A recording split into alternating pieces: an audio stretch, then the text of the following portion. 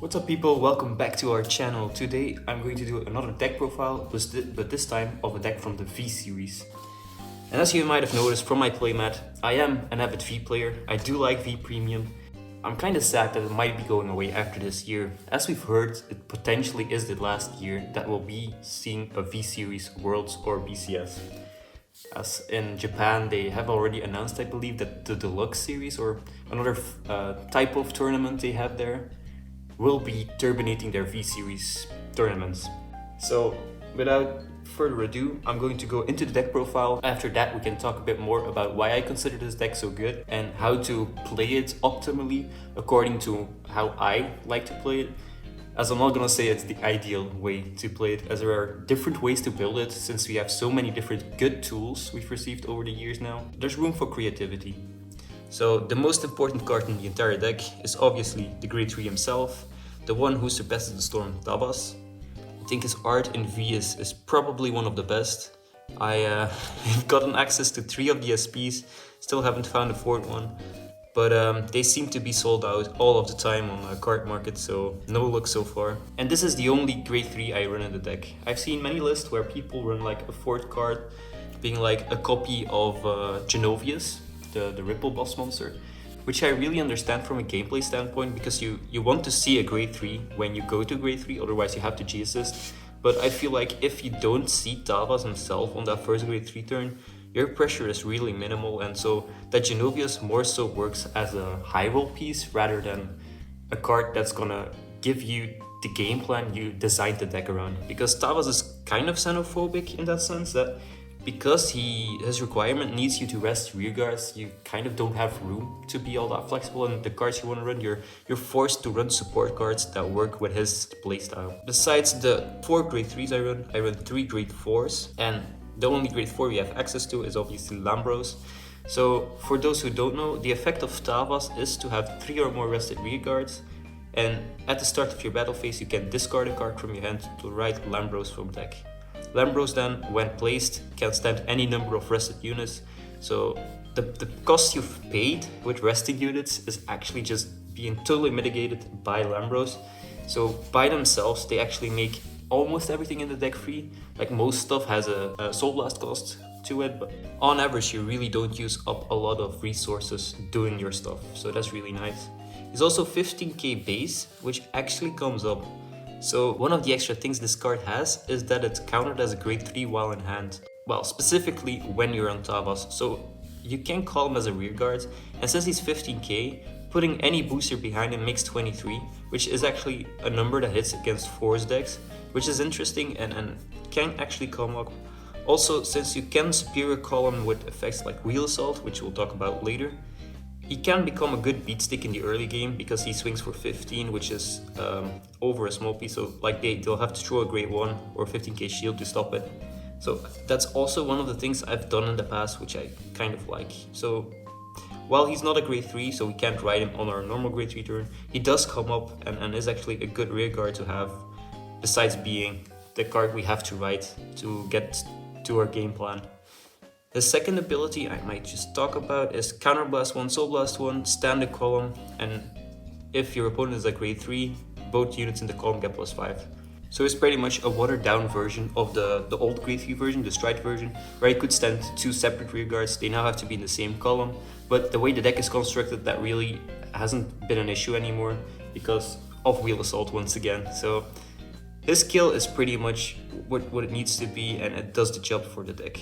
So that's it about the high grade cards. I guess I'll go into the Grade 1s first, and then I'll go to the Grade 2s. So I made a little stack of Grade 1s. I've got Nikki, 4 Narissa, 2 Baragios, and 3 Wheel Assault. So the card I've talked about the most. Let's put that one aside first and talk about the other options. So the first one is Nikki. He's key to the deck. He's the part of the ride line. So if you ride him, you can check top 7 to find a copy of Thavas or Dennis added to your hand. This is my preferred ride because I really need to find the Grade 3, or at least like get the Grade 2 so I have a good ride up if I have the Grade 3 in hand. Because you kind of have to mulligan for the pieces so you get a good game plan going. So that's why he's so important. But other than that, also his second ability, his Act skill, rests him, puts the normal unit back on the bottom of the deck. So in most cases, the card you would put on the bottom of the deck is your Lambros to recycle him so you can ride him. But other than that, you can also just like recycle stuff like the Narissas or cards we'll talk about later, like Coral Assault. So they can get back in your hand, get used again, and you can use their effects to go to soul at the end of the battle and get the draws. So generally, I think you have to see at least one copy of this card during the entire game, but like preferably like two, because you'll like to ride it and you like to have one in the rear guard so you can build up soul and get your pieces back into the deck. So he is probably the only card in the whole deck you can't really cut, because he just adds consistency and he makes sure you don't brick on having all of your Lambros in hand and not being able to do your game plan. So Narissa, probably one of the rear guards most people who face Aqua Force know. This card is super good. So I'll go first over her second ability and then over her first. So the second ability says if you have 4 or more rested rear guards, which includes herself, you can put her into soul for a draw. So if you go in early rush turns or even on your grade 3 turns, as long as you get those 4 rested rear guards, you can refund her for a draw. So it frees up like the resource, and that makes it less dangerous to commit to an early rush. So that's nice. And then the first ability says if she's rested by another card's ability. So one of the examples is Thavas himself, Dennis, or any of the other cards we'll talk about later. She can pay Soul Blast 1, restand, and gets +10. And do note that this is an auto ability that has no once per turn requirement on it, so you can do this as many times as you want. So she can be 18, 28, 38, just based on how much soul you have built during the game. Obviously, you need a lot of cards that allow you to rest cards for that to work. So generally, I'm just putting her at 18, and if I have multiples on the field, having multiples at 18 is pretty nice, because on Exiles they become 23, so they swing over 1 defensive. But like, yeah, she's another card I don't think you could cut.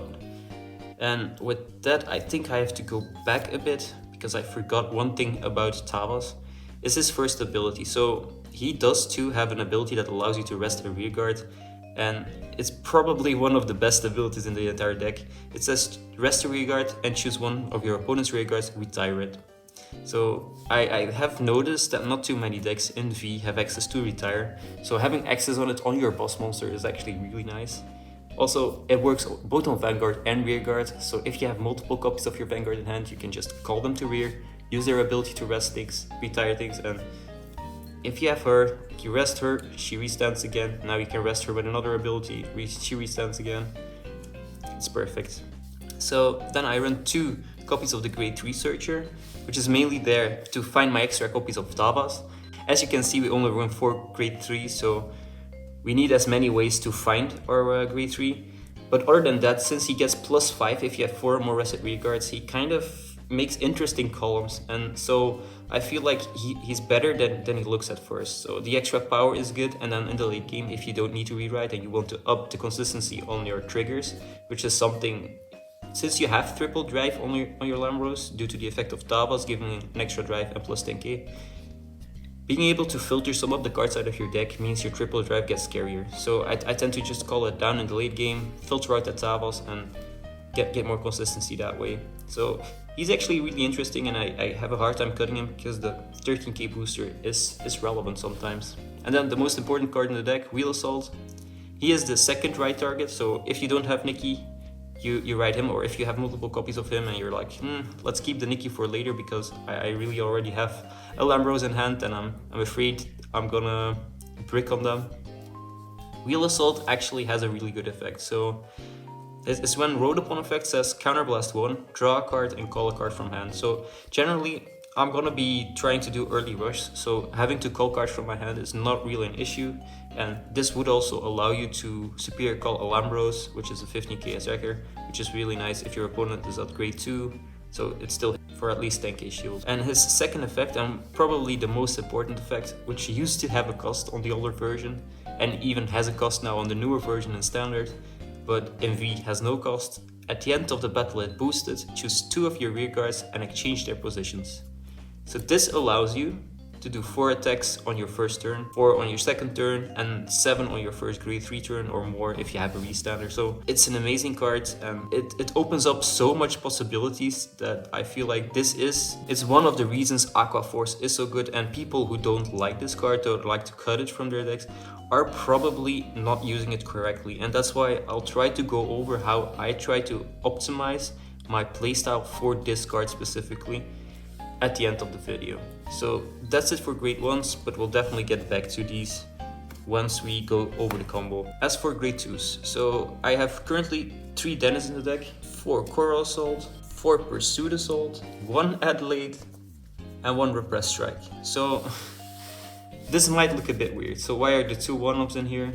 You're not likely gonna see them, and that's kind of okay.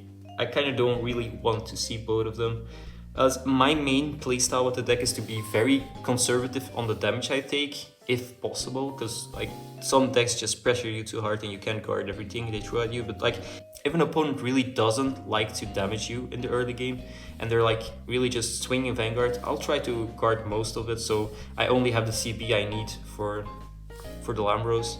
And even if I don't have that CB, it's not really the biggest issue, because like you're still doing a lot of attacks. Most of the stuff in your deck doesn't have a cost, so I like to have a reserve in damage I can take on the scariest swings. Like your opponent's grade 3 swings are probably scarier than like the early pokes they try to do. But if I have CB, both of these would be able to use up that CB, but like my deck isn't really built for that. So I have 3 copies of Dennis, and this used to be 4 because I like him. I think he's like the best grade 2 ride you have. This also works, but this requires a bit more of commitment, and if I have that CB, I kind of tend to, if you have 1 CB available and you've ridden this the last turn, like I like to get to draw and superior call more than the extra drive. Simply because I was gonna call this anyway and help me fill up that field more than the CB I've used then for the restand. Because this feels like it should be a more low commitment turn, because I would have trouble getting him on the 4th wave anyway in this deck if he's the Vanguard. So I'm not that sold yet on him in this deck as being the new boss monster, even though he has some really interesting interactions. So like Dennis. So why do I think Dennis is good? One of the main points is that he gets you a free extra body, and people are right. Like these are all triggers. You could call all of these. These are your grade 1s, and the grade 2s are currently on the field. So like looking at this without doing any mathematics, you kind of get that there's a 1 in 3 chance that you kind of mess up and get something you really don't want on your field. Except that most triggers are 5k boosters, so it's not even that bad to put behind Vanguard. And then Heal Guardians are 10k, so they kind of still work in the front row. So most cards you get aren't even that bad. They add to your value, you don't have to commit as much, and they count for every rested card, so that's good. A second card I like to talk about is Coral Assault. She is the best beatstick in this deck. She becomes 24 on her own as long as you have 4 or more other rested units. And that's interesting to note, it has to be other units, so your Vanguard can be rested and it counts for her effect. And as long as you don't have 3 XLs already, she is the best beater. Once you have those 3 XLs, Pursuit Assault becomes the same power level, and like they both kind of fulfill the same role.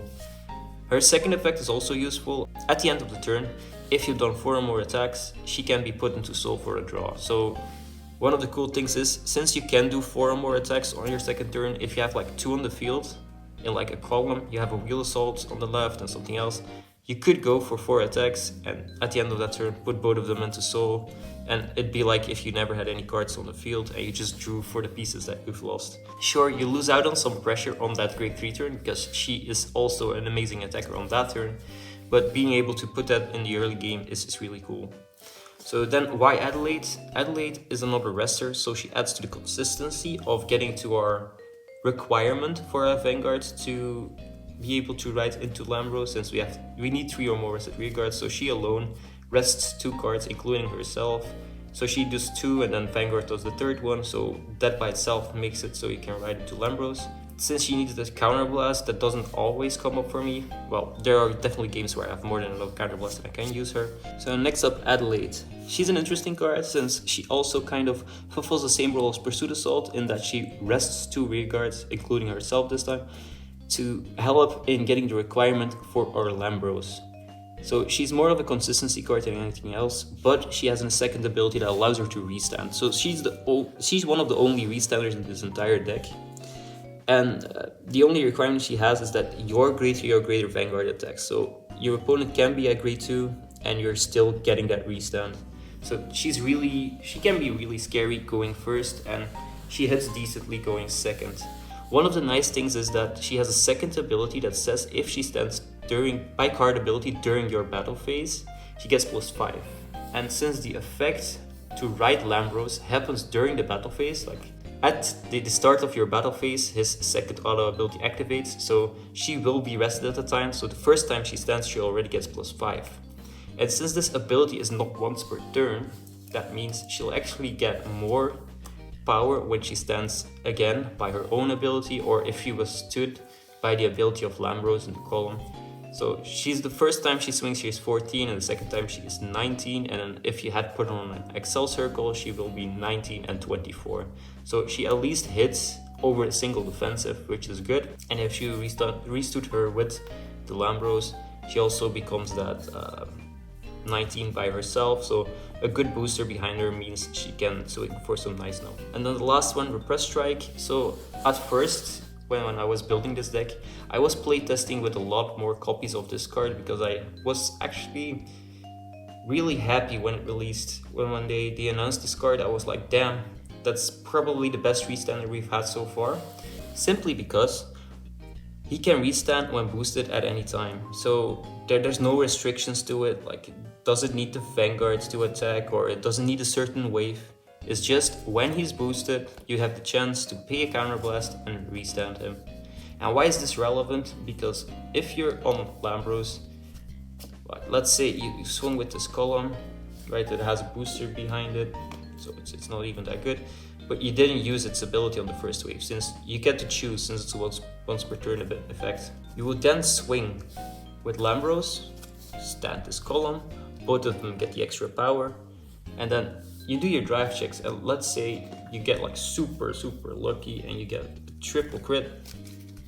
Well, that means you're able to put that triple crit on him, and he'll restand with the crit pressure, which is something none of the other cards in the deck could do, and none of the older restanders could do reliably. Like, you had to run the Tidal Assault from the V series to have access to such an effect, and he's a bit questionable since he also loses power, so you already had to see a trigger to be effective, while this one gains 10k if you stand him on the 4th battle or more. So by himself he would have been 19 and then 5 from the Lambros, which makes him 24, and then due to obviously the triple crit you check, he becomes 54. So yeah, you get why this card could be good, but obviously that's like a very specific scenario we're talking about, and it's not that realistic to always think that's gonna happen. So that's why I like the cards that calls for more consistency, getting to more pieces and building a bigger field, rather than focusing on this one card that can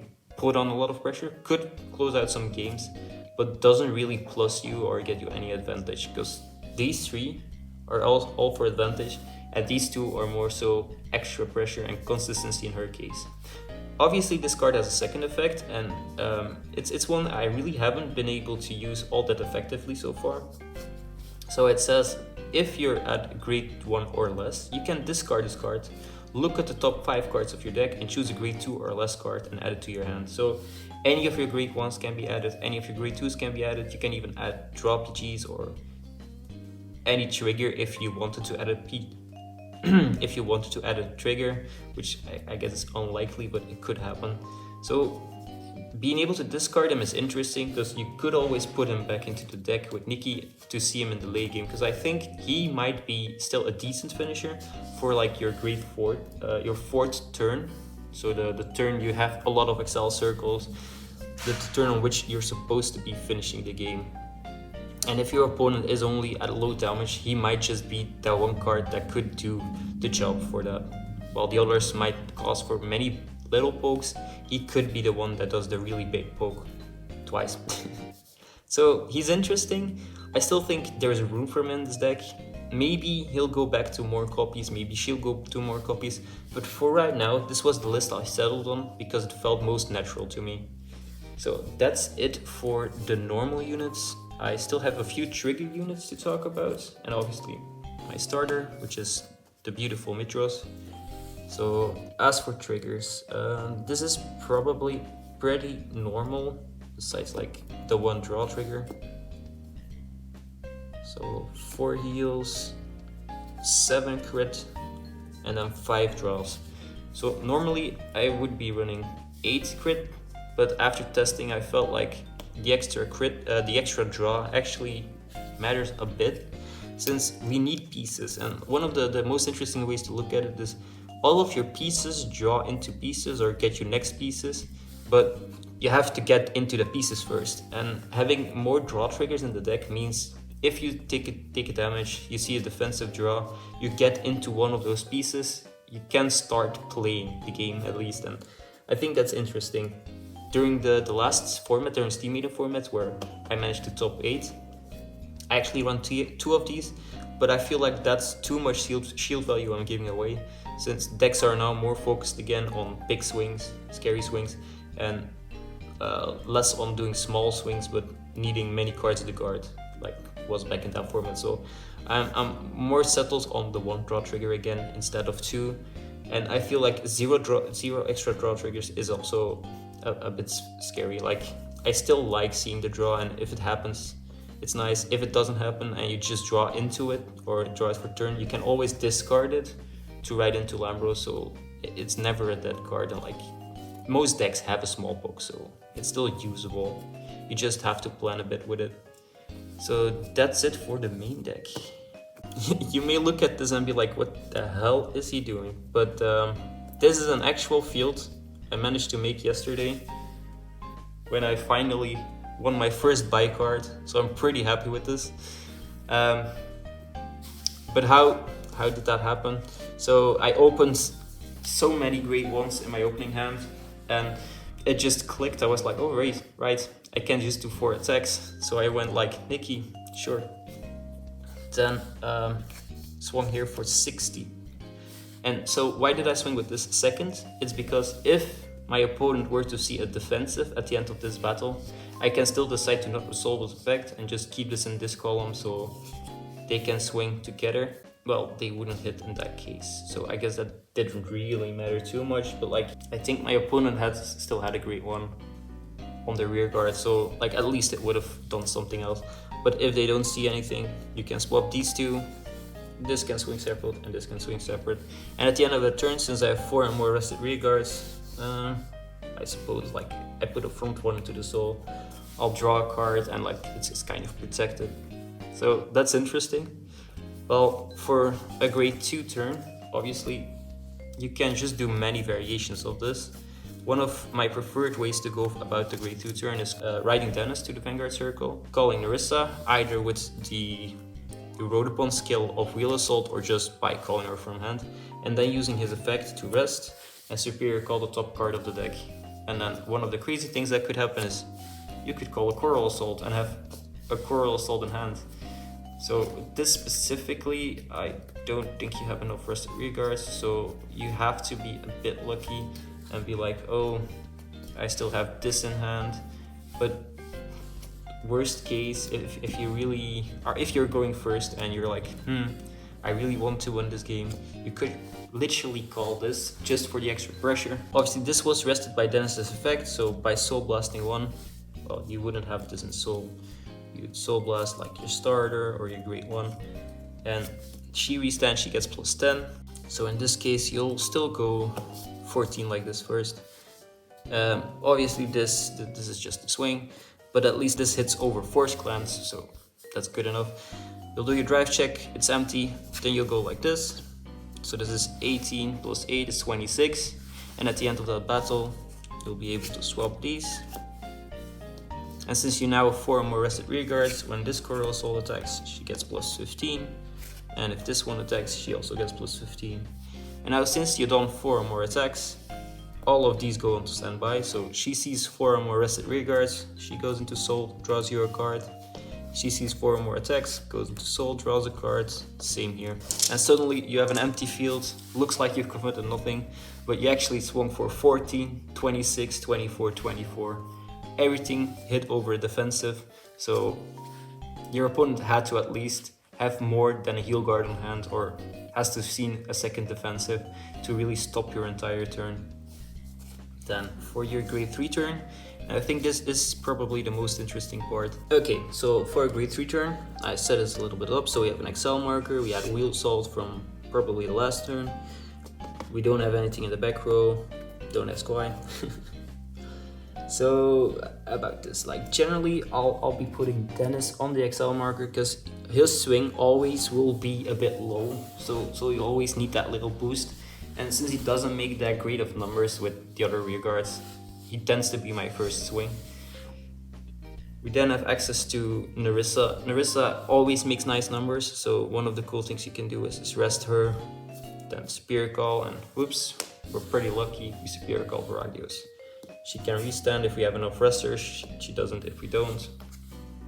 We then also have access to Pursuit Assault and Adelaide, so with all of these, we would have enough rested rear guards to do the stride into Lambros.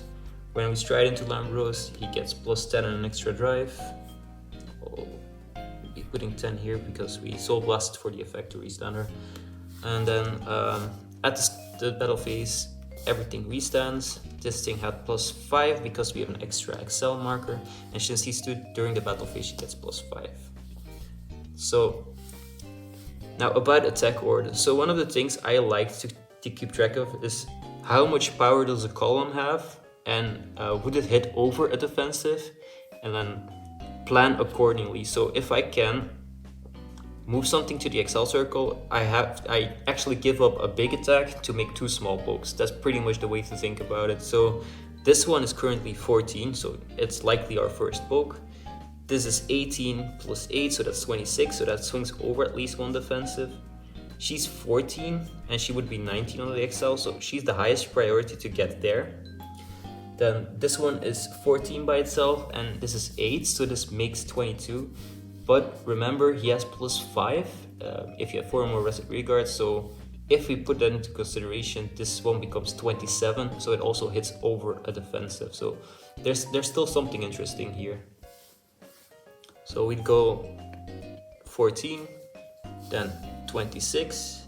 So while we can plan according to what happens here, obviously, but it's just likely that we swap these two since we have her. If this was just an 8 key, let's say it was just a Nikki, you would like wait to see if your opponent checks a defensive here.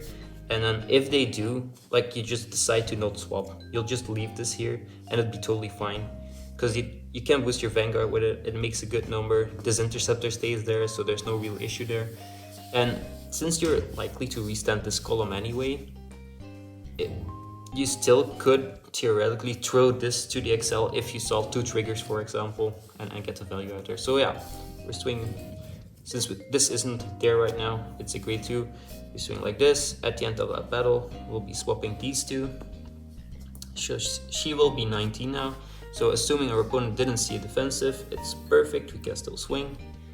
And then we go with Vanguard swing. Since this column still hits over a defensive, it's still totally fine to leave it standing. So on attack, we'd counterblast, we'd Soul Blast, we restand this column. And if our opponent's at grade 3, both of them get +5, so that actually helps to make the column better. And if we have a second counterblast, stand this, and it also gets +5. So she now has 24.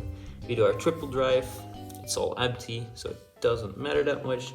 We swing here for 29, 36, and in the craziest case, if your opponent hasn't seen any defensive all game, we can still swap this. Since there are 4 more rested rear guards, he also has +5, so this would be 14 and 18, and then you had the most attacks you could do during this turn. And I believe that was 8, if I'm correctly. So we went 1, 2, 3, 4, 5, 6, 7, 8. Yes, so that's the maximum number of attacks I could do with this setup. If you had this in front of the wheel assault, you could have done an extra attack too, so that was 9, and that's pretty much the limit this build can do. But like, if you could do 7 because you had the Nikki instead of the Adelaide, that's still totally fine. And it's really interesting to see how you can mix up your strategy during the battle phase based on what happens on your opponent's field. So I hope that gave a bit of an idea how to play this deck and how to optimize for numbers in this deck. It's obviously a lot more fun to do it yourself and really try to work it out during the game. So it's a good game. So it's a good deck to test with and see what you can, how you can optimize your game plan yourself. Since yeah, it's interesting to see. Like, it's so satisfying to be able to plan this and be like, yeah, if my opponent sees defensive, I still have stuff to do. I can still swing for, this would go for 33, this one went for 27. Like, it's so nice to be able to say like, here you go, wheel assault didn't matter this turn, but at least I've got the most value out of the cards I put down. So I hope you enjoyed the deck profile. I hope you're excited for potentially the last time we'll have a V-Series BCS. I'll at least be trying my hardest to get somewhere in top 8 again or higher. So I hope to see you there. Have a good day.